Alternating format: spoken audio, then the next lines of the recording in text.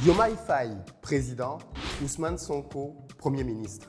Ceci paraissait encore parfaitement impossible 10 jours avant le début de l'élection présidentielle. Et pourtant, ils l'ont fait. Ils sont parvenus à renverser tous les sondages et à réaliser l'impossible. Je voudrais dans cette vidéo aller dans les coulisses pour que l'on analyse en profondeur ce qui s'est réellement passé et que l'on en tire des leçons. Quelles leçons peut-on réellement tirer de cette victoire époustouflante de ces deux hommes, mais aussi finalement du Sénégal? Dans cette vidéo, je vous partage 5 clés qui, je pense, peuvent aussi changer nos vies. Restez jusqu'à la fin parce que la 5e nous concerne particulièrement.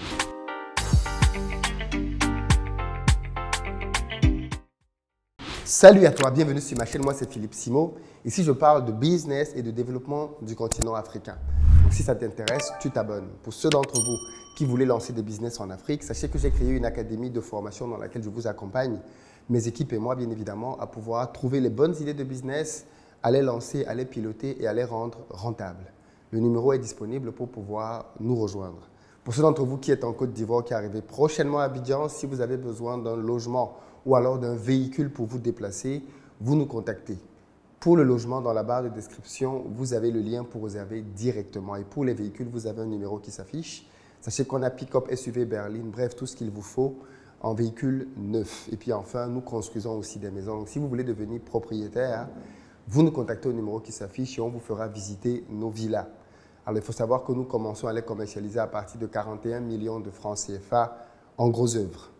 Les villas sont déjà disponibles, donc vous pouvez les visiter et les acheter dans la foulée. Ne traînez pas. Macky Sall sera finalement parti du pouvoir le 2 avril, comme la constitution du Sénégal le lui demandait. Alors même qu'il a essayé par plusieurs subterfuges de se maintenir au pouvoir en trouvant des voies et moyens de justifier cela, le peuple sénégalais, mais aussi le Conseil constitutionnel, s'est mis sur son chemin pour lui dire « stop, ça ne se passera pas comme ça ». Et je pense que ce que l'on est en train de vivre en ce moment ne doit pas être pris comme quelque chose de simple ou de banal. Il est important que l'on comprenne bien en profondeur quelles sont les grandes leçons que l'on peut tirer de ce changement drastique. Parce qu'il faut le dire, ce que l'on a vécu là est juste inédit à l'échelle du continent africain. Des gens qui, il y a 10 jours encore, étaient en prison et qui se retrouvent être président et premier ministre d'un pays comme le Sénégal, c'est clairement un exploit qu'il faut féliciter. Mais après les félicitations, après les joies et les réjouissances, que peut-on réellement tirer de cela? Qu'est-ce qui a mené à cette situation? La première chose, c'est rêver grand. Oui, je sais que je le dis souvent, mais je pense que Ousmane Sonko et Diomaye Faye arrivent là où ils sont aujourd'hui parce qu'ils ont été portés, bercés par un rêve fou, celui de pouvoir diriger le Sénégal. Il faut savoir que dans nos pays en général, les personnes qui dirigent nos pays sont souvent originaires, on va dire quoi, d'une certaine classe sociale. Ils ont bien souvent bénéficié d'un certain type d'éducation davantage, finalement les prédestine un peu au pouvoir et à la gloire. Il n'en est rien pour ces deux individus. Ousmane Sonko et Diomaye Faye sont deux Sénégalais lambda, nés dans des familles lambda qui ne se prémunissent pas du tout d'une fortune quelconque, pas du tout. Ils ont étudié au Sénégal, ils ont fait leurs armes dans les universités sénégalaises et ils ont intégré l'ENA, l'école d'administration du Sénégal, après concours. D'ailleurs, il faut le préciser, Ousmane Sonko était major de sa promotion. Donc, ce sont des enfants, des fruits purs du Sénégal. Ce n'est pas des gens qui étaient dans la diaspora, dans les meilleures écoles. Non, pas du tout. Ils sont des enfants du Sénégal. Et on sait que bien souvent dans nos pays, malheureusement, quand vous avez un parcours uniquement comme celui-là, on peut considérer que vous n'êtes pas destiné à certaines fonctions. Nos pays sont remplis de personnes qui sont allées aux États-Unis, en France, un peu partout dans le monde, qui ont les meilleures qualifications. Et on a tendance à leur donner à eux davantage de respect, à leur donner à eux davantage de place, au détriment même des locaux. Donc, avoir des personnes comme celle-là, qui sont des fruits du terroir, c'est quelque chose qu'il faut souligner. Mais quand on est donc un enfant qui est issu du terroir, qu'est-ce qui fait qu'on peut s'imaginer qu'on peut se retrouver à diriger la destinée du pays, si ce n'est une grande vision? Et ce sont des gens qui, quand on regarde leur parcours, on se rend compte qu'ils vivaient comme tout le monde jusqu'au jour où ils sont entrés dans l'administration fiscale. Parce qu'une fois qu'ils sont entrés dans l'administration fiscale et qu'ils se sont rendus compte des magouilles qu'il y avait autour pour le pays, mais aussi qui permettaient aux personnes qui étaient au pouvoir de s'en mettre plein les poches, ils ont immédiatement décidé de s'opposer à cela et de ne pas rentrer dans le système. Vous savez, dans nos pays, l'une des choses qui fait prospérer la corruption, c'est le fait que même des personnes qui ne sont pas encore à des positions de corruption s'imaginent déjà être corrompues si elles accèdent au poste. Moi, je connais beaucoup de gens qui, quand on parle de corruption, en dénonçant le fait que tel fonctionnaire est corrompu, ils vous répondent en disant très clairement, même moi à sa place, j'aurais fait la même chose. Beaucoup d'Africains ont ce mindset et ont cette mentalité de la corruption facile. Et vous le voyez dans à peu près tout. Les Africains sont prêts à corrompre pour tout. Dès qu'il y a une moindre petite difficulté, ou alors même, dès qu'ils entrevoient une moindre petite difficulté, ils sont déjà prêts à mettre la main à la poche pour payer. On a intégré en nous que la corruption était le moyen par lequel on pouvait avoir des passe-droits. Et donc, du coup, partout là où les Africains vont, ils cherchent des voies et moyens d'avoir des passe-droits. Ça me rappelle l'histoire d'un monsieur qui est arrivé aux États-Unis et il a été fouillé parce la police américaine peut être très, très brutale. Donc, il a été fouillé et puis au final, il y a un agent quand même qui a eu pris compassion de lui, qui l'a aidé parce qu'il ne parlait pas bien anglais. À la fin, quand ils ont fini de faire toutes les fouilles, au moment de se séparer, il met la main à la poche et il veut donner $20 à cet agent-là. Il s'en est fallu de peu pour qu'il se retrouve en prison pour corruption. Vous savez, ça peut sembler banal, mais il faut bien qu'on en ait conscience que cette histoire de corrompre les fonctionnaires, là, ce n'est pas quelque chose qui est répandu. C'est une maladie, c'est une gangrène que nous devons combattre. Et nous devons la combattre déjà dans nos têtes. Il faudra être porté par une grande vision pour accepter de rencontrer un système comme celui-là et de ne pas être meulé au moule. Moi, j'admire énormément les gens comme ça. Énormément, parce que ça me parle beaucoup. Les gens qui sont pleins de convictions, qui ne rentrent pas dans le moule de tout le monde, qui ne font pas comme tout le monde, parce qu'ils sont portés par une grande vision. Si le Sénégal doit changer, alors cela doit être incarné par des hommes de changement. Tu ne peux pas être quelqu'un qui corrompt à gauche et à droite et tu penses que c'est quand tu vas arriver au pouvoir que par magie tu vas combattre la corruption. Non. C'est parce que dès le début, tu es intransigeant sur tes valeurs que l'on sait que demain, quand tu seras en poste, tu seras intransigeant. Deuxième élément que je retiens moi du succès d'Ousmane Sonko et de Diomaye Faye, mais de manière beaucoup plus globale du PASTEF, quand un homme n'a plus peur de mourir, il devient inarrêtable. Beaucoup d'entre nous ont peur de lancer des projets parce qu'ils ont peur de perdre leur épargne. Beaucoup d'entre nous ont peur de rentrer en Afrique pour lancer un projet parce qu'ils ont peur de perdre leur titre de séjour, de perdre leur accès à l'Occident.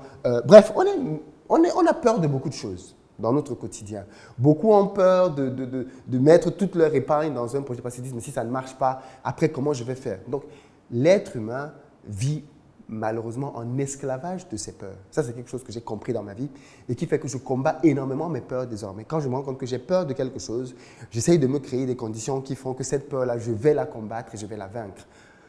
Mais très peu de personnes font ça. En général, nous vivons avec nos propres peurs toute notre vie. Et ce sont donc nos peurs qui nous limitent. Et la plus grande des peurs, c'est la peur de la mort. Il se trouve que Ousmane Sonko, Diomaye Faye, ont démontré qu'ils n'avaient pas peur de mourir. Je pense que beaucoup de gens l'ont oublié. Mais Ousmane Sonko est rentré dans une grève de la faim de laquelle il a failli mourir à 2 reprises. Vous vous rappelez de cet épisode? C'est à ce moment-là que mon respect a été au plus haut sommet pour Ousmane Sonko. Parce que je me suis rendu compte que voilà un gars qui est prêt à mourir pour ses valeurs. Alors même que tout le monde lui disait « Non, arrête de faire ça, arrête de te priver de nourriture, mange ». Il a dit « Je ne laisserai pas Macky Sall et ses amis gagner. Si ça doit se faire au prix de ma vie, je mourrai pour ce combat. » Et vous voyez, quand vous en arrivez à ce niveau-là, là où même la mort ne vous fait plus peur, vous devenez inarrêtable. Le problème, c'est que beaucoup d'entre nous, nous avons peur de tellement de choses. Certains ont peur de ne pas voir leurs enfants grandir et donc ils se compromettent. Ce sont les peurs qui font que l'on se soumet. Ce sont les peurs qui font que l'on est prêt à courber les chines, même quand on a raison. Ce sont les peurs. La peur est nécessaire parce qu'elle permet de prendre conscience d'un danger.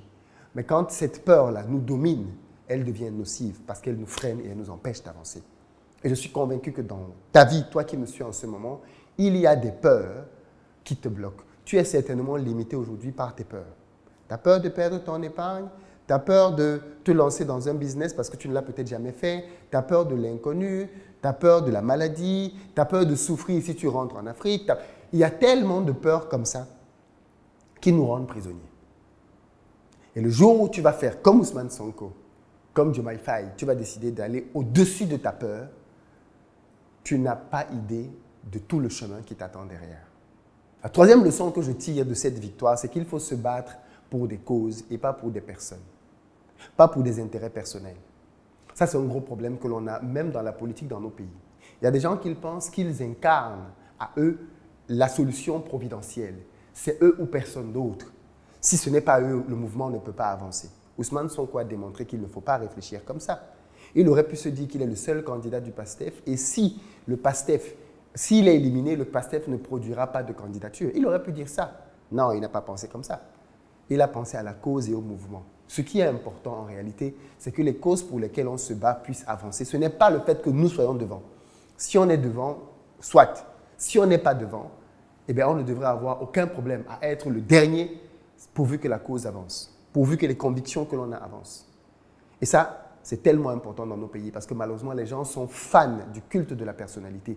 Ils veulent être eux vus, ils veulent eux être acclamés, ils veulent eux être aux premières places, ils veulent eux être adulés. Et donc, du coup, ils rentrent dans un combat dans lequel, au final, il y a une confusion entre les valeurs pour lesquelles ils se battent et leurs propres intérêts. Ousmane Sonko a fait preuve d'une grandeur inouïe en démontrant qu'au fond, ce qui est important, ce sont les combats que l'on veut mener. Vous avez entendu Ousmane Sonko parler de Diomaye Faye quand il a pris son poste de Premier ministre? Beaucoup de respect pour Diomaye Faye. Et pourtant, Diomaye Faye, c'est son bon petit. C'est son bon petit. Mais aujourd'hui, il a intégré le fait que le président de la République, c'est Diomaye Faye. Je suis à sa disposition pour faire avancer les causes. Aussi simple que ça. On n'est pas dans une bataille d'ego, de dire que non, pourquoi, papa. Non, non, pas du tout. Et c'est pour ça que ce duo marche et va continuer de marcher. Quatrième raison de leur succès, ayez des modèles inspirants.